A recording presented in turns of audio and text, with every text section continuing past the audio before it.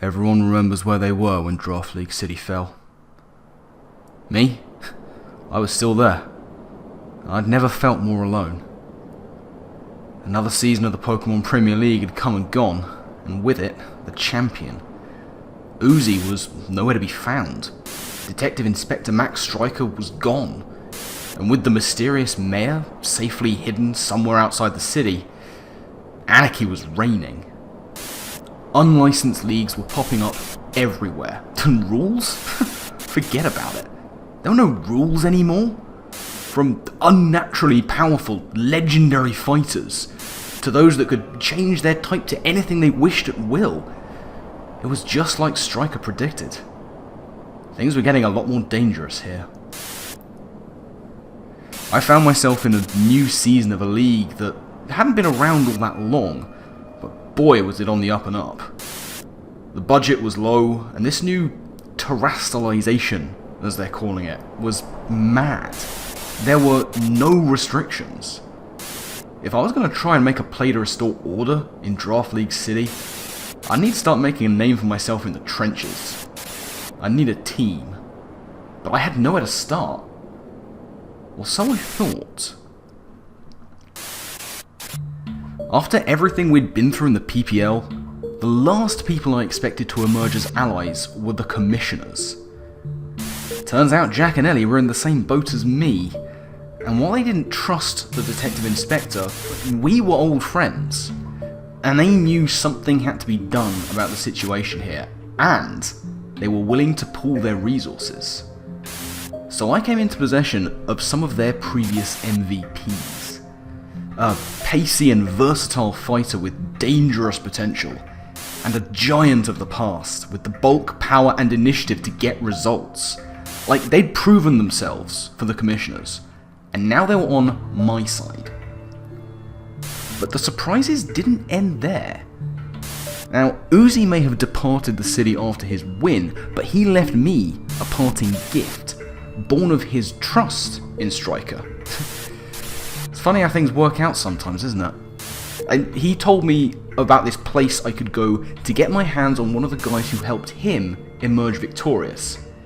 Out in the Badlands, on the fringes of the city limits. I searched night after night, and eventually I found it. An absolute unit of a fighter who could take its left and right and wouldn't go down without dishing out some serious damage or laying traps for his enemies. But that wasn't the only addition I found out there. One was a wandering, rambling weirdo. A little scary at times, but a reliable remover of traps and hazards, and he was the next addition to the team.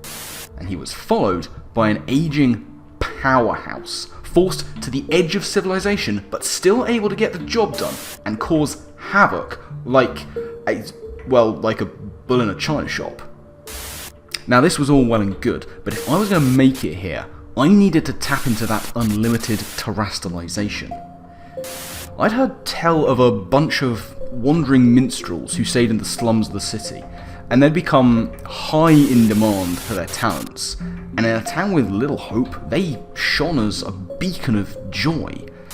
But for the right price, I was able to acquire the services of one of them and boost her powerful voice with that untapped type-changing power. But that wasn't all. Turns out Striker had prepared a last gift for me. Little did I know. It came in the form of a call from one of his associates, as a woman calling herself the Wild Card.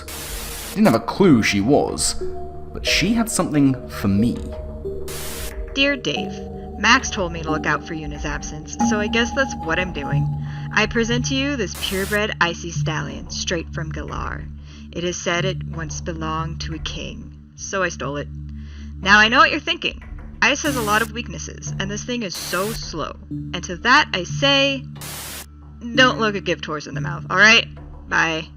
Well, with a little boost from this terror phenomenon, I was sure it could help me out somehow.